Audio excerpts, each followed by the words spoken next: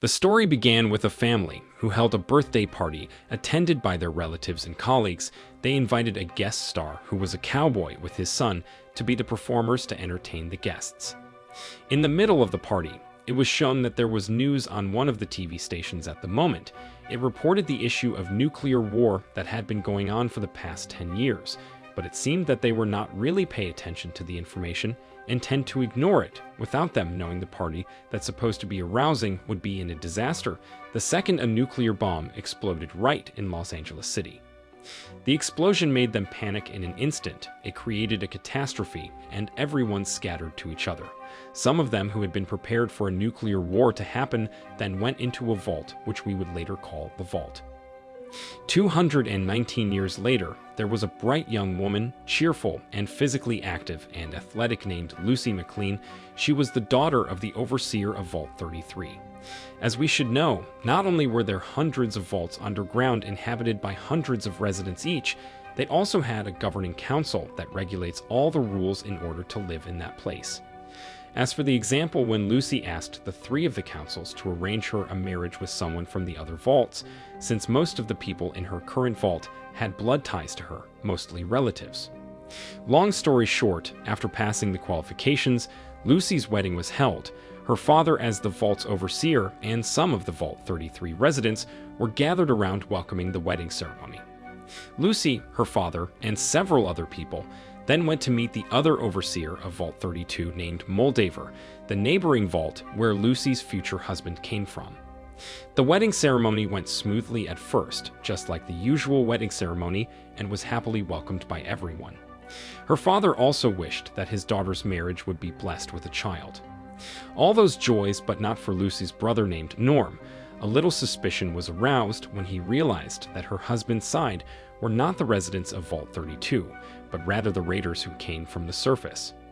Unfortunately, Lucy had already spent half of the night with her husband when she found out that there was something wrong with her husband and his relatives. She tried to escape before her husband, who was the looter, caused any harm to her. But unfortunately, Lucy was caught in the act and attacked by him in a flash. Even though she was stabbed in the stomach, it did not make her surrender. She still tried to break free until she managed to send a danger signal and beat him up, because of the practice she had done so far. After successfully escaping, Lucy saw some of the vault residents who had died murdered by the raiders. She rushed to reach the stimpak in a shape like an injection. She also carried a stun gun to help her finish off the raiders who had been attacking the area. As if the chaos that had occurred was not enough, they got more troubles as Moldaver took several Vault 33 residents hostage alongside with a bomb that had been prepared to be set on. We came to the fact that Moldaver was also not the real resident of Vault 32. In sharp contrast, she was the leader of the raiders who also murdered all the existing human beings in Vault 32. At the moment, she then gave Lucy's father an offer to choose between the hostages or his beloved daughter, Lucy, to be set free. He who had no choice bound to choose his own daughter and made himself the hostage of the surface. After the mass murder that had killed several residents of Vault 33, Lucy requested for the approval from the councils to come out to the surface in order to look for her father's whereabouts, which of course declined promptly by one of the councils named Betty. She was the former overseer of Vault 33. Before Lucy's father replaced her, she asserted that their main priority was to maintain the vault's security from the threat of the surface. But after hearing the rejection, Lucy still insisted on going out quietly with the help from Norm. This would be her first time to see the surface surroundings, which were now barren due to the nuclear radiation. Meanwhile, on the other side, there was a military man named Maximus.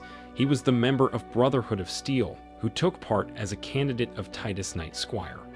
The Knights were given the privilege to own a T-60 power armor, which was known for its vigorous and solid strength, and was made specialized to cleanse the Earth from the threatening mutants.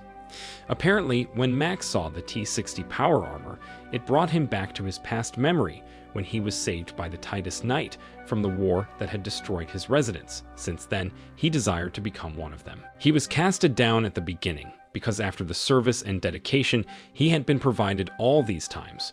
Unfortunately, he was not the chosen one to become the Titus Knight Squire, but his friend. But as the time went, his friend's leg was injured and would not be able to be a part of the Titus Knight, so Max managed to replace his position as the Night Squire. So it was the start of him serving the Titus Knights, and they already given the task to search for a professor and his dog. The name was Dr. Siggy. He ran off the military camp and shelter named the Enclave, leaving his research, and took out an item that had a potential to endanger human beings. On the other side, there were 3 raiders carrying out duties from their boss to dig up someone's grave who happened to be the ghoul. They awakened his dead body to help their boss hunt down the same man who was also wanted by the Titus Knights, which was Dr. Siggy. The ghoul in question was a famous actor in his past life, and he was well known for his cowboy role. Yes, he was the same person as the one in the birthday party earlier. The 3 raiders asked him for a favor. It seemed like the ghoul could easily beat the 3 of them at a time. Defining that he was not an ordinary actor, he was well-trained and skilled. Back to Lucy, she managed to went out to the surface on her will. After years by years passed, she spent her whole life inside the vault. So then the surface was totally a strange place to her. She did not even know where to start and to what place she should go after the raiders who took her father a hostage. Time passed by and night had come. Lucy decided to spend the night at an abandoned house to sleep there. But to her surprise, she accidentally came face to face with a man accompanied by his dog. She had no idea who he was, but it happened to be Dr. Siggy, who was on the run as the most wanted fugitive. Dr. Siggy realized that Lucy came from the surface. He then suggested her to be more careful on this area, since most of the surface surroundings were hazardous due to the level of the radiation spreading all over the Earth for hundreds of years. It reached an apocalyptic state where all the living beings mutated and became more violent and feral in order to survive. While on the other side, Max had started his mission as the Titus Knight Squire for the first time and was charged to find the fugitive they were looking for. They followed the trace of some evidence they obtained at the moment, until they set foot in a cave nearby. Unfortunately, they found nothing but a mutant bear. The bear went berserk and attacked the Titus Knight severely, leaving a fatal wound on his body. The bear appeared to be targeting the knight single-handedly, so then Max had a chance to shoot down the bear easily. The bear was shooted dead and the knight was saved, but instead of thanking Max, he chose to scold him, saying that it was Max's fault that caused him a serious injury. Felt offended and displeased by his superior, Max decided to leave him injured and refused to give him the Stimpack medicine, so then the knight died eventually. Not so long after the incident, Max, who had lack of experience, recklessly took over the T-60 power armor he had been longing for from the knight. He proceeded to carry out the mission to find Dr. Siggy by himself. Max knew it well. If he went back alone and without any progress, he would definitely be sentenced to death from his superiors, and all his hard work would be wasted. At the same time, on the other side, Lucy arrived somewhere in the downtown known as the Wasteland. She headed into a shop in order to get any information about the raiders who abducted her father. Alas, the shop owner seemed to have no interest in saying a word and tended to look down on Lucy once she knew that the person in front of her was a Vault's resident. But Lucy still insisted until she mentioned the name Moldaver, and it eventually caught the shop owner's attention. Her facial expression changed and tensed up, as if something bothered her mind. She asked Lucy to immediately leave her place without saying another word. It was such a coincidence that Lucy stumbled upon Dr. Siggy again in that place. He approached her and still insisted her to go back home right away. Not only that, he also told her everything he knew about Vault 33, what kind of life inside it. He even knew all the propaganda spreaded therein. That was quite affirmative and a little bit suspicious that he knew so many things. He believed that Lucy would not be able to survive on the surface for a long time. However, before he had time to explain more and tell her about his intention, the ghoul, who was the greatest hunter of his time, to their worst luck managed to find out the whereabouts of Dr. Siggy and chased him down to the wasteland. The shop owner, of course, would not let that happen to Dr. Siggy, because it turned out she was hired to take him out of the wasteland safely. Without further ado, she made an offer to anyone who could finish off the ghoul and promised them a reward for it. The offer eventually heard by the people around, so then a ruthless gunfight broke out between the ghoul and everyone on the street. The ghoul, even though he was all by himself and surrounded by a group of armed men, he was still skilled enough to deal with them, even after taking several shots that seemed to have no effect on him at all. And Lucy, who had no idea how things worked outside the vault, commanded the ghoul to surrender while pointing a stun gun at him, which everyone knew that the weapon had absolutely no effect on the ghoul's body. Even the shot did not topple his body and still made him stand straight and sturdy. But as luck would have it, Max came to the area with his T-60 power armor after he heard the chaos and took over the fight right away. It was the chance for Lucy and Dr. City to escape away from that place. Alas, because Max himself also had a lack of fighting experience, especially in a T-60 power armor, so even if he used proper and professional armor, the ghoul could fight him back even though the ghoul struggled a little bit in the beginning. Meanwhile, by taking advantage of the moment and being sneaky, the shop owner rushed toward Lucy and Dr. City to give them a destination. She asked Lucy to immediately take Dr. City to that place before everything became hectic and uncontrollable. The shop owner told them that Moldaver was the person who hired her in the first place, and said that by dropping off Dr. City to that place, Lucy could have a chance to meet Moldaver and even have the possibility of getting her father back. Long story short, after they managed to escape from the ghoul, they later reached the desert and far enough from the wasteland. Dr. Siggy, who was starting to weaken due to his wounds, felt that he would not make it to Moldaver's whereabouts alive. Hence, in his fragile state, he decided to take a cyanide pill and asked Lucy to chop off his head and take it with her, because what Moldaver actually needed was an item he implanted inside his neck. We came to the fact that Dr. Siggy was a former scientist from the Enclave. The Enclave was a post-nuclear war government organization that attempted to rule and take control of the American mainland by monopolizing all the resources. We later learned that the Enclave organization supervised the Brotherhood of Steel faction that was superior in its combat power, and also the Vault Tech Corporation that built hundreds of vaults and was brilliant in its research project. As the time went by, Dr. City chose to be a turncoat and joined the Republican Party led by Moldaver. He succeeded in creating a cold fusion reactor, which was said to be capable of conducting electricity throughout the whole country and reconstructing civilization. The Enclave saw it as a massive threat because it was clear that it would jeopardize the well-being of the organization. And those were the reason why he was hunted down and desperately trying to hand over the cold fusion reactor he implanted inside his neck to give to Moldaver. Back to Dr. Siggy and Lucy. Even though Dr. Siggy was suffering from his wounds, but his brief explanation was important information for Lucy to figure out what was happening here and there. Although it was tough, Lucy had no other choice but to comply with his request. She then continued her journey to the destination that had been given to her previously.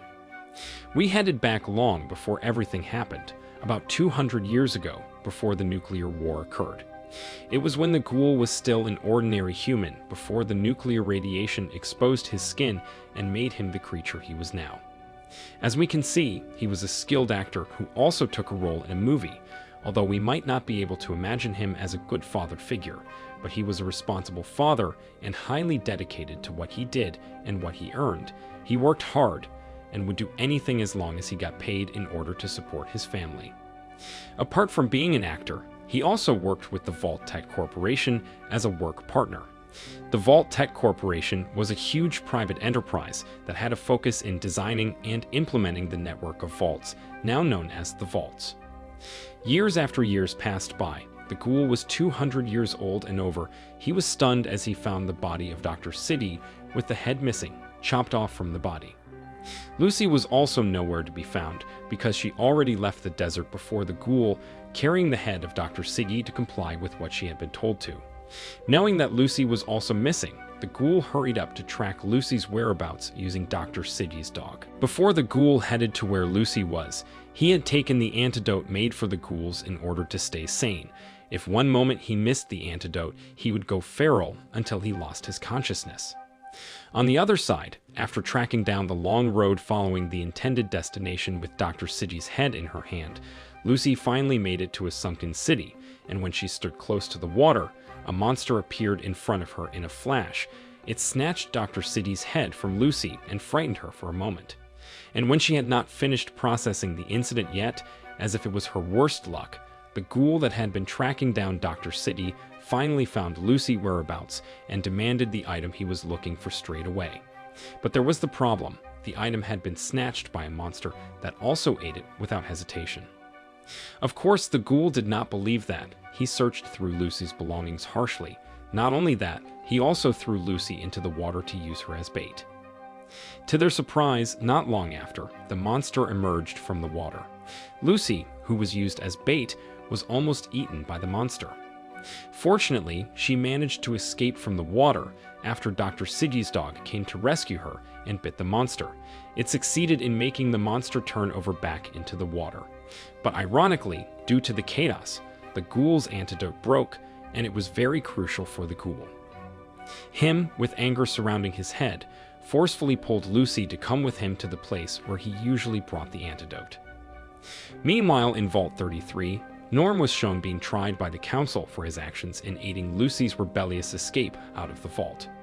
Despite it being Lucy's mastermind, Betty, as a council member, still blamed Norm for his involvement in opening the vault exit door, which could lead the whole vault into a danger and destroy them as the remaining civilization on Earth. Luckily, the residents of Vault 33 did not sustain any injuries from their reckless act. As a consequence of his action, Norm was ultimately sentenced to become the food courier to the prison that held the raiders caught during the previous massacre incident. On the far side, Max was busy with his damaged T-60 power armor after the fierce fight against the ghoul. He then received a call from the headquarters inquiring about the condition of the power armor's owner, which was the Knight. However, since the previous owner had been killed by a mutant bear attack, Max then tried to play pretend and claimed to be the real Titus Knight. He even fooled the headquarters that the Squire, which was Max, was the one killed by the mutant bear. Without any suspicion, the central team then sent someone to replace Max's position as his new Squire. After the call ended, Max then went to the nearest junk market to fix one of the components of the damaged power armor. However, when he returned to his spot to install the component, he noticed several bandits tried to loot the power armor. Reluctantly, whether he could beat them or not, he had to fight them off. Even though Max had to confront 4 people at once, which was definitely not an easy thing to do for someone with zero combat experience, as luck would have it, he managed to figure things out when he was in a tight spot by taking control and maneuvering the armor's arm and crushed the head of one of the bandits. He succeeded frightening the remaining ones, and they eventually left him alone. At the same time, the person previously assigned by the central team finally arrived at Max's current location to become the new Titus Knight Squire, and it was unintentionally someone who used to bully Max back when they were in the military camp. As Max saw the person, he hurried to get into the T-60 power armor before they came face to face, made it seem like nothing happened, and everything was going smoothly without the Squire knowing that it was actually Max inside the power armor. Later, the Squire then conveyed a message from the headquarters stating that there was another party that was also targeting Dr. Siggy, and the Titus Knight was ordered to fight off anyone attempting to obstruct them from tracking down Dr. Siggy. After that, they continued their mission to find Dr. Siggy using the professional tool brought by the guard. From there on, after some time, they arrived at the lake that was previously visited by Lucy and the ghoul. At first, they had no idea that the lake was inhabited by strange and dangerous monsters, and not so long after they waded through the water, the same monster emerged from the water all of a sudden, just as feral and hungry as before, to devour the Squire. But luckily, he managed to survive the attack after Max shoved a weapon in the monster's mouth until it ripped off its flesh. It caused the monster to vomit everything it had eaten, scattered all around them, including Dr. Siggy's head. At the same time, the ghoul, who was supposed to obtain Dr. Siggy's head, instead lost all of his ghoul antidotes, so he decided to take Lucy to a place to be exchanged for the antidotes. It was clear that the ghoul would not be able to survive without them. As Lucy set her foot inside, she was greeted by Mr. Handy, a kind of robot, which was set by the 2 owners of the place as their employee. The robot promptly took care of Lucy's wounds and took her to another room. Lucy then realized the horror inside this place. It turned out that the place was an organ trading venue, Knowing that she would be dead if she did nothing, she fought back the robot and managed to free herself by electrocuting its steel body with a defibrillator until the robot malfunctioned. After successfully resetting Mr. Handy from the existing systems, Lucy hurriedly left the operating room and confronted the two thugs, who completely did not see it coming and unprepared for it, and demanded them to release the people they were holding captive, including several ghouls. And to be fair, the two thugs had warned Lucy not to release the ghouls. But once again, Lucy was too naive and did not know how things work on the surface. She insisted and forced them to open all the cages. Eventually, the ghouls who had lost their sanity and went feral attacked the three of them. But Lucy was lucky enough because she was able to dodge and evade the attacks, while the two owners of the place ended up dead despite having succeeded in beating up some of the rampaging ghouls. Later on, Lucy managed to leave the place safely and alive. Her naive yet sincere nature made her take some of the antidotes, and she gave them to the ghoul who was left unconscious outside the shack. She then left him there and continued her journey by herself. Back to Vault 33, Norm worked as a food delivery for the raiders there. Despite holding a grudge, Norm tried to have a brief talk with them, mocking their powerlessness and detention until the Vault residents decided their fate, following their actions against the occupants of Vault 32. But to his surprise, one of the raiders admitted that while they were criminals, they had no knowledge of what truly happened to the residents of Vault 32. After hearing his shocking statement, Norm became curious of what actually happened in Vault 32. He immediately logged onto the computer system to access Vault 32 records, which strangely was already locked from the system. This made him even more suspicious, so he promptly invited his cousin to revisit the crime area and search for anything there that could lead them as a clue. The first thing they found was a dried-up cornfield, indicating that the place had been neglected for a long time and it could not have been caused by the recent raiders' attack. As they set their foot far inside, they found something more strange at the place, like a steel wristband belonging to one of the bodies whose last active time was 2 years ago. Not only that, there were also many writings found on the walls indicating a rebellion against the management for keeping something secret there. Norm was curious, so he then checked the computer there to see the vault door opening records. It revealed that the door of Vault 32 was actually open from the outside, and it needed a Vault-Tec wristband to unlock the door. Even more surprising, the device used to open the door belonged to Norm and Lucy's mother. It came to a contradiction since Betty confessed that she had passed away long ago, and even Norm was there to help his father bury her body. Worried that their actions would be caught by the overseers, they decided to quickly return to Vault 33 and acted as if nothing had happened. On the other hand, the behavior of the residents of Vault 33 also seemed as if everything was fine, and even got the time to hold an election to find the overseer replacement for Norm's father. Betty was elected based on the majority vote because she had previous experience as an overseer. From there, Norm felt something was off again because whenever there was a leadership election, people from Vault 31 who moved to Vault 33 were always chosen as the overseers, including his father before. A little explanation about the vault. There were hundreds of vaults scattered throughout America, protecting their residents from radioactive waves and radiation. As an example, Vault 31, 32, and 33 were connected, but only the overseers had the access to talk and open the doors of each vault, usually through people moving between vaults by marrying someone or other ways. The strange part was that every new overseer came from Vault 31, so they were the only ones who knew what was going on in all three vaults. When Betty was elected as the new overseer of Vault 33, she proposed to carry out a transmigration to maximize their bank, but it was a bit different at this time. The half of the population of Vault 33 was moved to Vault 32 to revitalize that place. Strangely, when they visited Vault 32, the place was already normal. The bodies and traces of riots that Norm had seen before had disappeared without leaving any single trace. On the other hand, Max was shown talking with his squire joyfully after they succeeded in obtaining Dr. Siggy's head. Then they intended to return to the central headquarters to hand over their catch, but before leaving the place, Max, who did not want his disguise to be known by the center, Then he opened his mask with the hope that the guard would agree to cooperate to align their story and hide the truth about the death of Knight Titus. Max saw the person inside the armor, who was often bullied by him, and refused to be his guard by carrying heavy things for him. The guard refused, so to eliminate the witness, Max had to kill the guard right away. Unfortunately, he got trapped inside the T-60 power armor after the guard took the fusion core from the armor before finally leaving Max there and carrying Dr. City's head. The next day, Max, unsure of what to do and feeling helpless, could only surrender as mutant cockroaches closed in on him.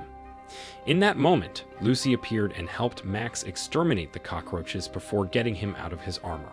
This was their second meeting. Max confidently introduced himself to Lucy as a Titus Knight, and Max was surprised when Lucy knew the detail about the T-60 power armor that he wore, and also Lucy's statement that she came from the vault, considering that Max had not known that anyone inhabited the vault because according to K military teachings, underground vaults were only inhabited by monsters. At that moment, Max told Lucy that he planned to find his squire, who had stolen something important from the Brotherhood, Dr. City's head. Upon hearing that, Lucy quickly had an idea and suggested they work together to locate his acquire using her tracker, since everyone was looking for Dr. City's head. Max said he would find his squire, and Lucy asked the Brotherhood of Steel faction to lend her some knights to help find her father, who was captured by Moldaver. Max agreed, even though Lucy did not know Max was not the real Titus Knight. Long story short, in the middle of their journey, they met two strangers. As Max and Lucy approached the strangers, they realized these strangers were the Vien, also known as the kind of people who ate everything, even their own kind. Max, knowing what kind of people they were, used Lucy's gun to kill them, but he also got injured by one of their attacks.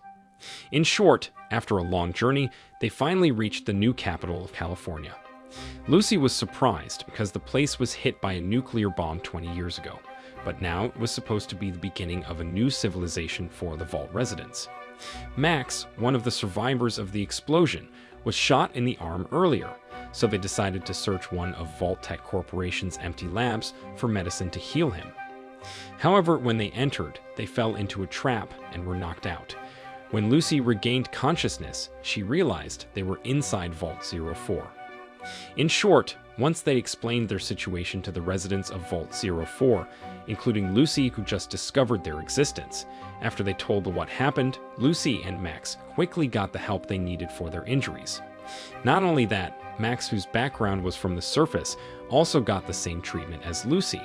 That would not have been possible for Max if he had entered Vault 33 or 32 instead, which were very unwelcoming to the outsiders, especially when they came from the surface. This is where Lucy felt something was strange, because the welcoming officer named Birdie acknowledged that he was born in the upper world. According to Lucy's knowledge, the vaults were originally created to protect their people from the surface world, not to heal or take care of refugees from outside. Not only that, when they both ate in the cafeteria, Lucy also saw some Vault 04 residents who physically looked more like mutants than humans, and their leader only had one eye in the middle. But this seemed pretty normal to Max, who came from the surface. Lucy went to meet the person out of curiosity to get more information deeper, until she found out that the Overseer had been in the vault for 5 generations, and this also confirmed that their ancestors were indeed the original inhabitants of the vault. It turned out that each vault had its own ideology, unlike Vault 33, where Lucy came from. Surprisingly, Vault 04 residents warmly welcomed people from the surface world, a tradition that had been in this place since their ancestors' generation. After their brief talk, Lucy, who was still on her journey, was invited to join Vault 04's traditional event, which turned out to be a kind of feast ritual for their ancestors and their superior, Moldaver, the person Lucy had been searching for all this time. Feeling a sense of dread, Lucy quickly went to find Max, who was enjoying the facilities in his room, and asked him to come with her and leave the place. However, Max was already too comfortable with the facilities he had never experienced on the surface, so he refused Lucy's request. He thought she was just too worried. Then Lucy decided to check out the place by herself to prove her worries. Long story short, Lucy then reached the 12th floor, which was a restricted zone, and there she found something strange. At first, Lucy saw an old recording that showed a woman who was being tested as a subject of a kind of research. The woman giving birth to dozens of fish was shown, which was very odd and unnatural. Immediately, the fish ate the woman right after they were born. Not only that, Lucy also found dozens of active cryotubes kept in the room. Unfortunately, before she could check what was inside, her actions were caught by one of the doctors there and quickly called the overseer to catch her. Back to the ghoul who had woke up from his faintness, he was approached by several sheriffs after he collapsed from consuming too many drugs at the previous organ trading headquarters. He was quickly caught and taken to meet their leader, who claimed to be a member of the government, but turned out to be the ghoul's old colleague. At first, the person planned to execute the ghoul for causing trouble in their territory. However, due to the sheriff's lack of experience, they ended up executed by the ghoul without any resistance at all.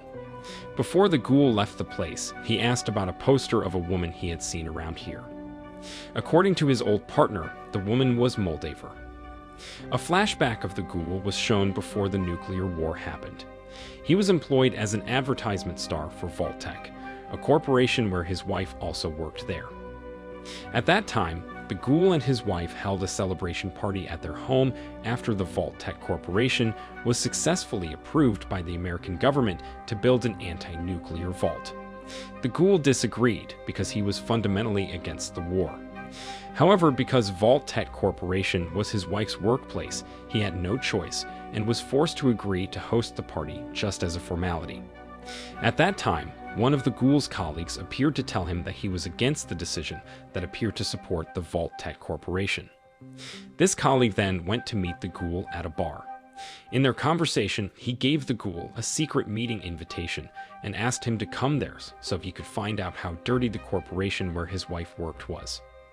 Out of curiosity, the ghoul decided to attend his colleague's invitation, and there he met Moldaver and her group members, who later became the beginning of the new California Republic Party, whose members consisted of the surface dwellers, including some settlers and the ghoul.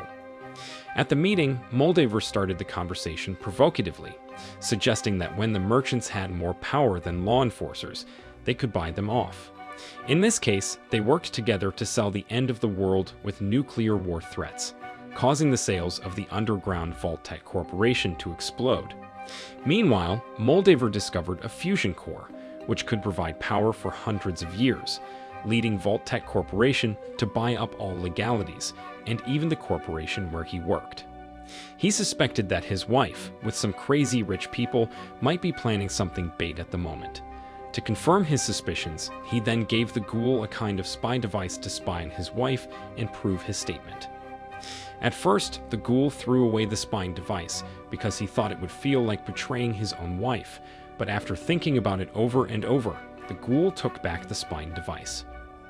Back to the present time, after he killed some of the guards, the ghoul proceeded on his journey until he arrived at a house owned by someone that was suspected of knowing Moldaver's whereabouts.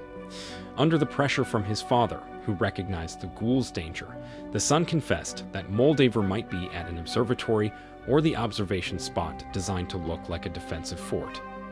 Upon hearing this, the ghoul rushed to the specified place, but when the son tried to shoot him, the ghoul had to kill him first.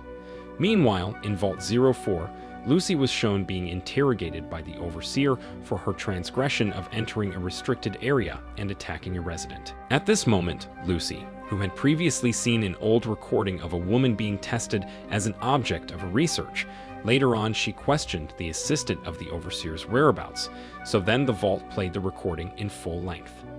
Eventually, the recording revealed a water monster that had attacked Lucy and eaten Dr. Siji's head before. It turned out that the recording depicted a failed experiment conducted by a scientist amidst the vault dwellers. They attempted hybrid experiments by combining surface-dwelling humans with animal chromosomes, aiming to create superhumans resistant to nuclear radiation.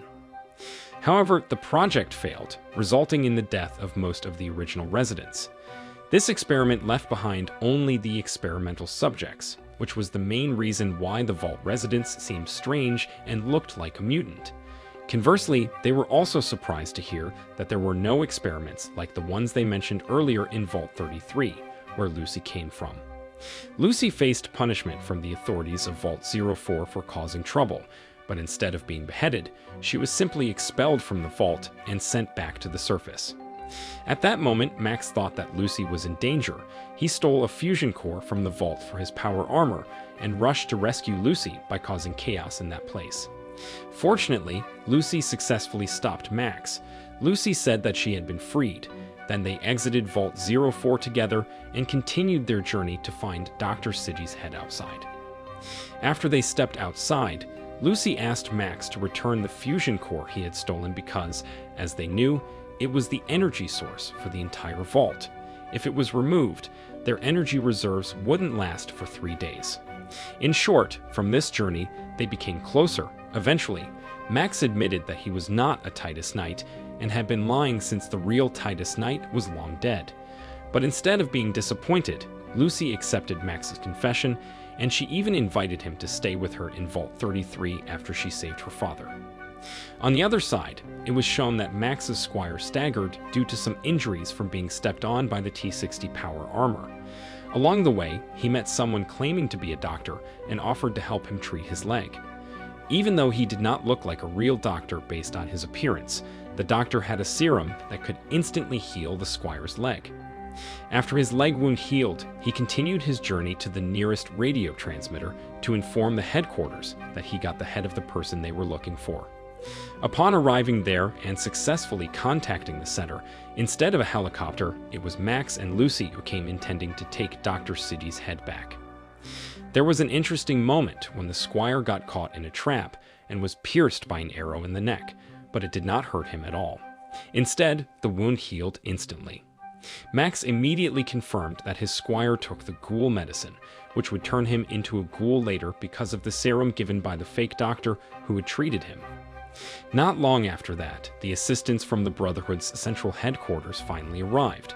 The squire realized that he had turned into a ghoul and would be killed if the center found out about it, so he handed Dr. Siggy's head to Max while he would escape somewhere. Without any further ado, Max quickly took another person's head and brought it to the central headquarters, while the real head of Dr. Siggy would be handed over to Lucy, who would use it as leverage to save her father. Meanwhile, in Vault 33, trouble occurred when Betty found out that the prisoners had suddenly died because of food poisoning. Despite Norm's role as a food courier officer, Betty cleverly investigated the mastermind behind the incident professionally. Not so long after that, the results of the previously announced transmigration were achieved, and everyone received their respective shares. After that, Betty, as the overseer of Vault 33, congratulated the chosen ones who would start a new life. She chose a woman from Vault 31, became the overseer of Vault 32, thus officially parting ways and destined to reside permanently in their designated vaults. Meanwhile, Norm, who stayed in Vault 33, was shown heading towards the Overseer's room, and secretly making a contact with the Overseer of Vault 31, he requested an access to enter Vault 31. Surprisingly, Norm received a response from the Overseer of Vault 31 with a hidden meaning, as if Betty had been hiding something from everyone all this time. And from that conversation, he finally convinced the Overseer of Vault 31 to allow him to enter the vault. Back to the Ghoul's flashback. After his meeting with Moldaver, he finally decided to secretly eavesdrop on his wife's Vault-Tec wristband to prove Moldaver's earlier statements. And from the spying, he eventually found out that Vault-Tec Corporation, including his wife, was planning something beyond reason. At that time, Vault-Tec Corporation was holding a meeting with several executives from large corporations to plan the construction of hundreds of the vaults to be scattered throughout America. Vault-Tec Corporation offered each corporation to collaborate and invest their funds in Vault-Tec, and in return they would be given exclusive rights to manage and take control of their own vaults. And from here, the beginning of ideas beyond comprehension was created, which would later become themes for various vaults elsewhere as an expression of themselves according to their desires, such as the creation of robotic organs for human selection by only filled the vault with people who had very high intelligence, or the development of hybrid warriors to be carried out within each vault without being known by other communities, meaning they would almost become like God in their own vaults. The problem was, as the war was nearing its end, and it was possible that a peace agreement between nations would soon be made, it would be pointless for them to build underground vaults. To avoid this, they decided to plan an apocalypse by dropping their own nuclear bombs without having to wait for a nuclear war to actually occur. Back to the present time, Norm was finally shown to have successfully entered Vault 31. He found something completely unexpected, namely that the Overseer there was a robot with a human brain inside. The robot turned out to be one of the executives of Vault Tech Corporation, who now operated all of Vault 31 alone. So Vault 31 turned out to be a kind of storage place to preserve the bodies of all the executives of Vault Tech Corporation in the coffins, and one by one of them would be awakened to carry out the task of ensuring that the inhabitants of Vaults 32 and 33 became superior humans according to the corporation's criteria. Here, Norm finally learned that his father, Betty, and several others from Vault 31 were actually the people from Vault Tech Corporation who intentionally created the nuclear disaster to wipe out all human life on the surface and created a new civilization with humans as the result of their experiments. Since Norm had learned all these secrets, the Overseer of Vault 31 had no choice but to confine him there and asked him to sleep in his father's cryo hub so he would not disrupt the Vault Tech Corporation's plans. On the other hand, Lucy, who previously separated from Max, finally reached the location where Moldaver was, which also served as the main base of the new California Republic. She was immediately taken to meet Moldaver to hand over Dr. Siggy's head. Once Moldaver got the cold fusion reactor implanted in Dr. Siggy's neck, Lucy asked her to quickly set her father free and to allow them to come back home. But before Moldaver granted Lucy's request, she firstly told her a shocking fact, that her father was not actually the resident of the vault, but instead he was one of the executives at Vault Tech Corporation, and he was responsible for the chaos in the world. Not only that, Moldaver also knew Lucy's mother well. Her mother had chosen to escape out from the vault after learning the fact about her father's identity.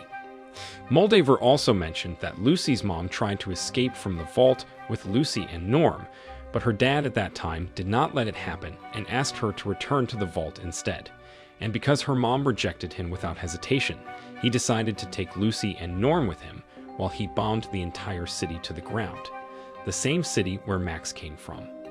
As a result, many people became the victims, including Lucy's mom, who turned into a ghoul because of radiation. Years after the incident, Moldaver and her team tried to rebuild the city using Dr. Siggy's cold fusion reactor, which was different from the conventional fusion reactors that were usually used for the Vault in Hub 360. The cold fusion reactor was created when the researchers were able to merge atomic nuclear energy at lower temperatures. This type of fusion produced less waste and could provide energy flow for the entire city indefinitely. The problem was she needed the access codes from one of the Vault Tech executives to activate it, and this was the reason why Moldaver captured Lucy's father in the first place. Lucy was disappointed after hearing Moldaver's explanation. Then she asked her father to give his access code to Moldaver, at least as a way to redeem her father's past mistakes.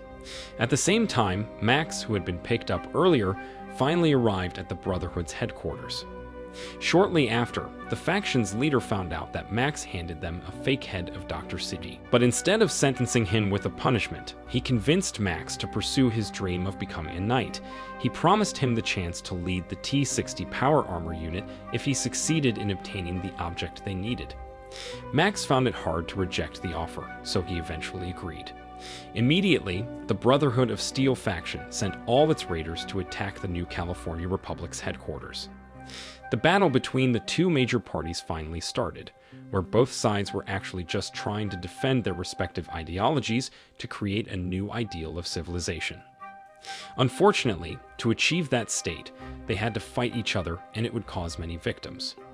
During the war, the Ghoul had secretly infiltrated the area to seek revenge against the Vault Tech Corporation. It was shown that even though the Ghoul was alone, he was still able to defeat several knights wearing the T-60 power armor, causing their forces to be cornered. Meanwhile, Max, who had gone there to find Lucy, finally reached the upper floor and met her.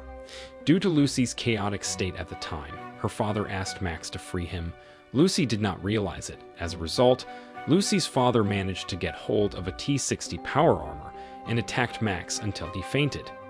Not so long after that, the ghoul arrived at the place. He saw Lucy's father and then recognized him as his wife's former colleague at Vault Tech Corporation. However, instead of killing him, the ghoul let Lucy's father go because he believed that it would be much easier to track him down later rather than to force him to talk at that time. The ghoul was convinced that after all these incidents, Lucy's father would surely report the incident to someone higher up, who was actually the ghoul's target. The ghoul also gave Lucy the choice whether to join him and seek revenge against those who were responsible for the current state of the Earth, or stay put and wait for the Brotherhood of Steel faction to come and capture her. Eventually, Lucy decided to join the ghoul in seeking revenge for their actions against her mother. However, before Lucy had gone with the ghoul, she decided to take the final action by shooting her own mother to end her sufferings.